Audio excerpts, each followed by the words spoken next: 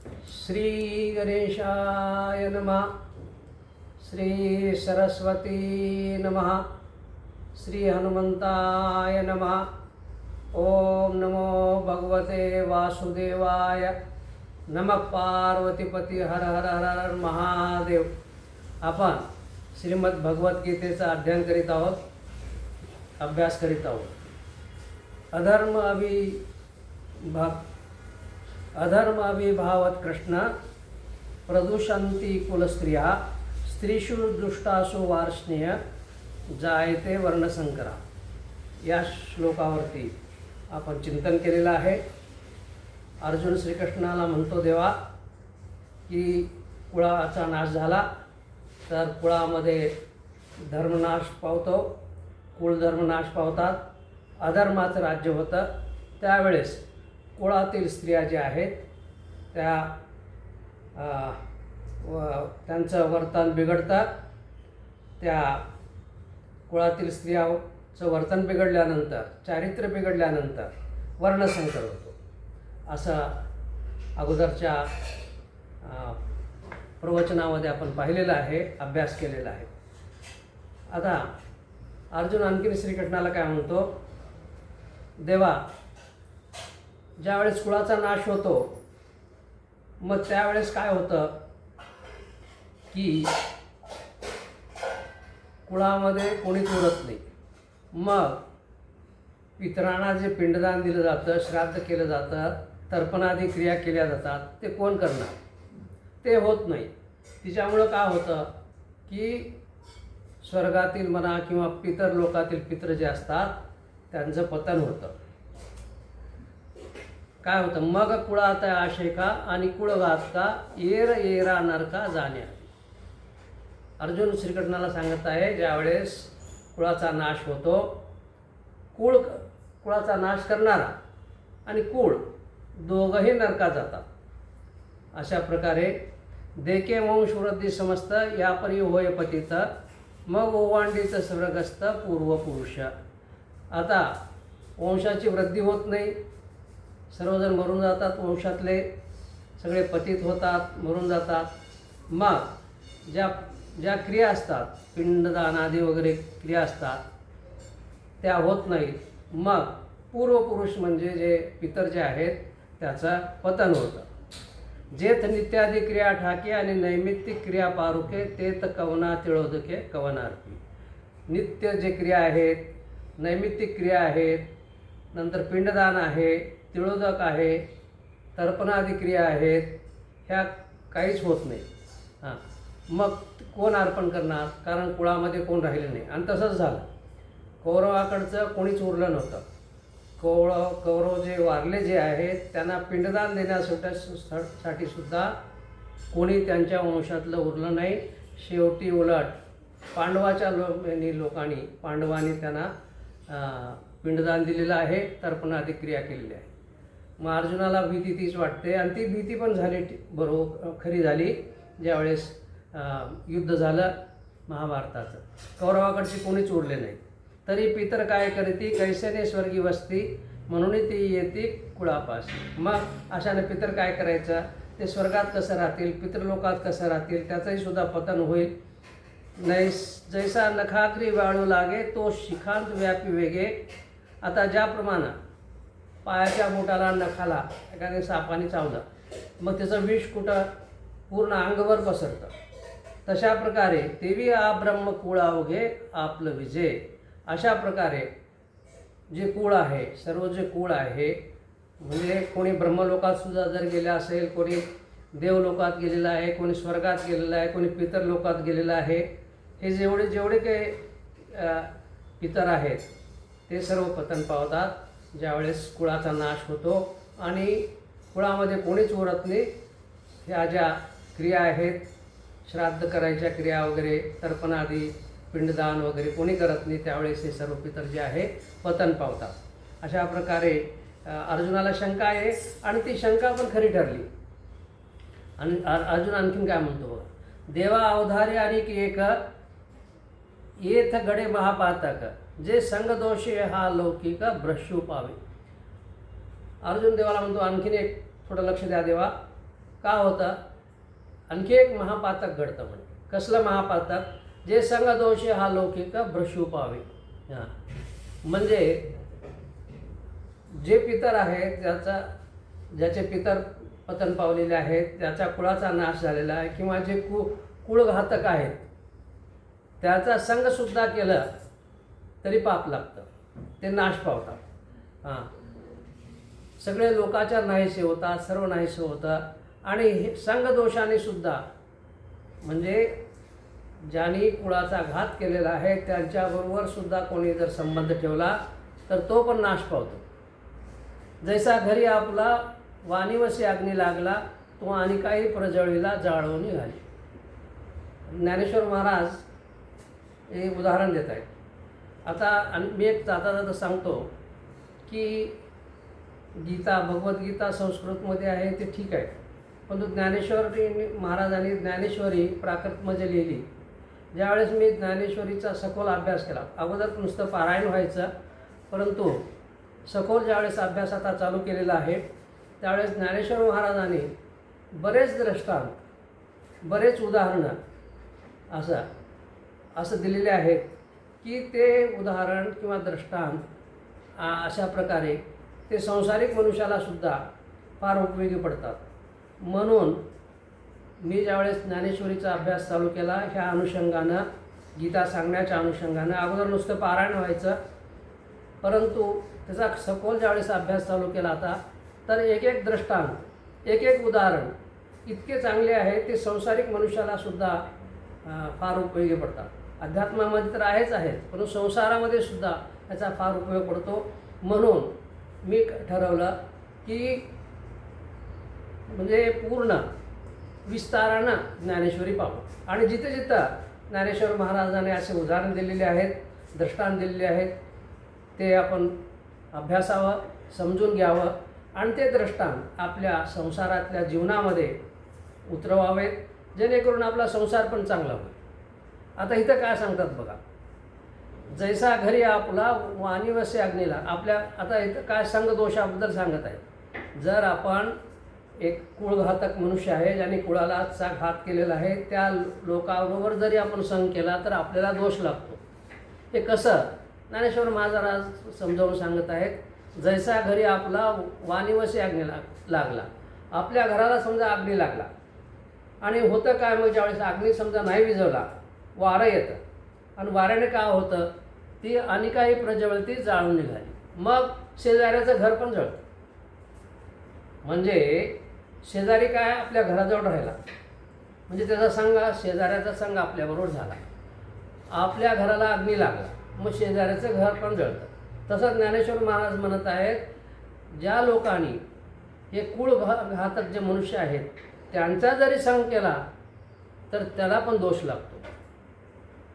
बघा, हे संघाचा दोष, कुणाबरोबर संघ करावा, कुणाबरोबर करू नये, ही फार महत्त्वाची गोष्ट आहे.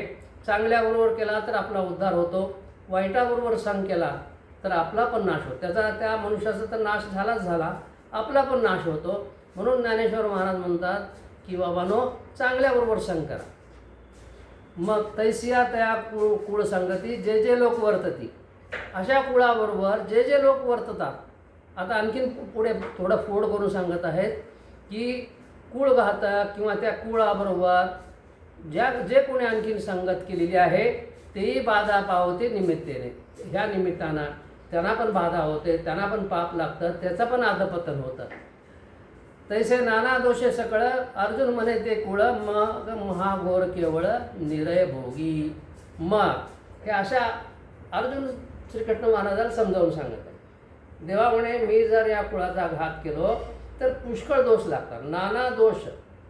अर्जुन म्हणे ते कुळ, मग महाघोर केवळ निरय भोगी. मग ते कुळ काय होतं? नरकवास भोगतो. कुळ नरकवास भोगतं, कुळाचा घात करणारा नरकवास भोगतो, आणि त्या कुळाबरोबर किंवा त्या मनुष्याबरोबर जो ज्यांनी संबंध ठेवला ते पण नरकात जातात. पडिल्या ते ठाई, मग कल्पांताही उकलू नाही, येसने पतन कुळक्षयी. अर्जुन म्हणे, अर्जुन म्हणतो देवा अशामुळं की कल्पांतासुद्धा सुटका मिळत नाही, त्याचं पतन होतं, कुळाचा क्षय होतो, अशा प्रकारचं महापाप लागतं. देवा हे विविध काने ऐकेजे, परी अजूनीवरी त्रासून न उपजे, हृदय व्रजाचे हे काय कीजे अवधारी पा. असं आम्ही बऱ्याच वेळेस ऐकलेलं आहे. शास्त्राने सांगितलेलं आहे, वडिलांनी सांगितलेलं आहे, ज्ञानी लोकांनी सांगितलेलं आहे, ऋषीने सांगितलेलं आहे. कुळाचा घात करणारे जे असतात ते पापी असतात, त्यांना नरकवास भोगावं लागतं, असं आम्ही पुष्कळ ऐकलेलं आहे. मग आम्ही हिच्यापासून दूर का राहू नये? आमचं हृदय एवढं वज्रासारखं कठोर का झालं? आपण का ऐकू नये? वडील म्हणतात की बाबा कुळाचा घात करणारा आणि कुळ सर्वांचा नाश होतो. मग आपण त्यांचं का ऐकू नये? आमचं हृदय एवढं कठोर का झालेलं आहे? अपेक्षेची राजसुख जायला की ते होते क्षणिक. हे कशासाठी करायचं एवढं? राज्याचं सुख मिळवण्यासाठीच ना. आम्ही एवढं लढाई करायची घनघोर कशासाठी? राज्य परत मिळवण्यासाठी, म्हणजे राजसुखासाठी. हे राज्यसुख हे तर क्षणिक आहे. ऐसे जाणता आहे दे का अवेरून, असं माहीत आहे. हे राज्यसुख तर क्षणिक आहे, हे आपल्याला माहीत आहे. मग त्याचा अव्यय का करू नये? म्हणजे लढाई न करायचं त्याचं कारण अर्जुन आपल्या देवाला पटवून सांगत आहे, वेगवेगळ्या प्रकारे सांगत आहे. जे हे वडील सकळ आपुले, वदाव्या दिठी उठले, सांग पा काय थे फुले घडले आम्हा. हां, या वाडवडिलांना आम्ही नुसतं मारावं असं मनात जरी आलं, इतके वडील आहेत, इतके श्रेष्ठ आहेत, त्यांना नुसतं मारावं असं जरी मनात आलं तरी पाप लागतं. मग युद्ध तर सोडा. अशा प्रकारे अर्जुनचं मन खिन्न झालेलं आहे आणि अर्जुन देवाला सांगत आहे. आणखीन काय म्हणतो बघा. यदि माम अप्रतिकारम अशस्त्रम शस्त्रपाणे, धार्तराष्ट्रारणे हन्यू स्तन्मे क्षेमतरम भवेत. आता वैफल्याची भाषा अर्जुन बोलत आहे. फार दुःख झालेलं आहे अर्जुनाला आणि वैफल्यग्रस्त झालेला आहे. आणि भगवंताला म्हणत आहे, देवा यदि माम अप्रतिकारम, म्हणजे आम्ही प्रतिकार न करता, हातामध्ये शस्त्र न घेता, अशस्त्रम, हातामध्ये शस्त्र न घेता, प्रतिकार काही न करता, ह्या कौरवानी हातात शस्त्र धरून आम्हाला जर मारलं तरी चांगलं, तरी चालेल, अशा प्रकारची भाषा तो अर्जुन वैफल्यग्रस्त होऊन म्हणत आहे.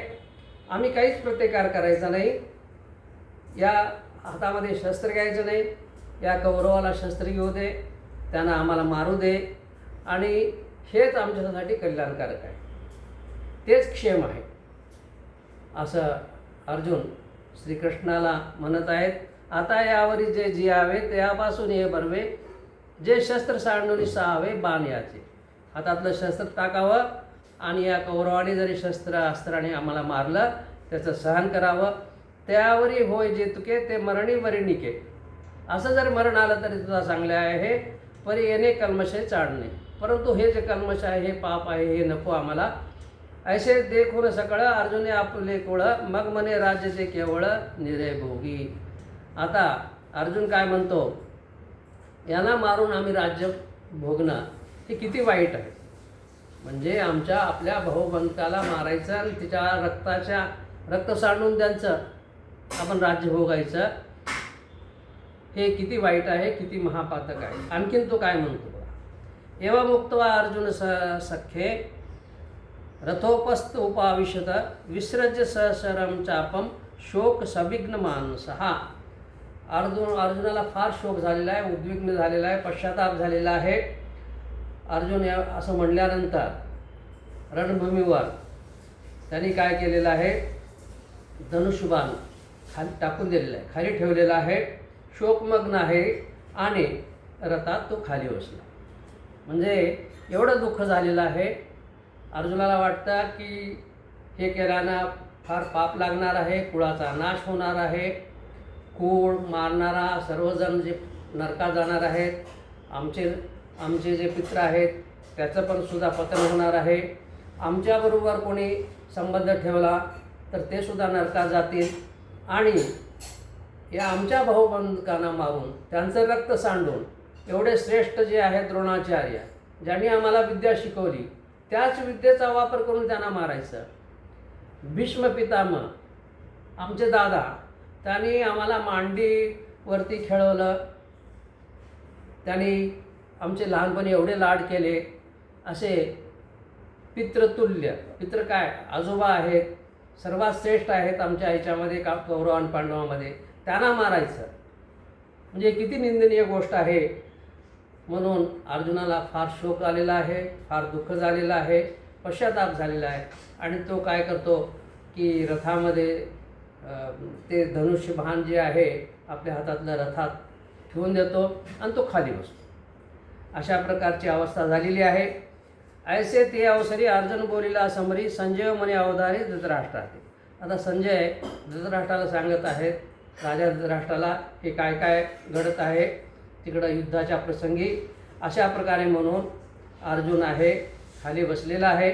मग अत्यंत उद्वेगला, न धरत गैवरो आला, ते उडी घातली खाला रथनिया. मग त्याला फार कामदात गैवार आलेला आहे, डोळ्यातून अश्रू गळत आहेत. मग त्याने काय केलं आहे, रथातून खाली उडी मारलेली आहे. जैसा राजकुमरूपदुच्युत सर्वता उपहतू, हा कारवी राहुग्रस्तू प्रवाहीनू. आता इथं ज्ञानेश्वर महाराज उपमा देत आहेत, एक सिद्धांत सांगत आहेत, उदाहरण देऊन सांगत आहेत. जशा प्रकारे एखादा राजकुमार आपल्या पदावरून पदच्युत झाला, त्याची जशी अवस्था होते, किंवा सूर्याला ज्यावेळेस राहू गिळतो किंवा ग्रहण लागतं, ज्यावेळेस सूर्याची अवस्था होते, अशा प्रकारचं परिस्थिती निर्माण होते.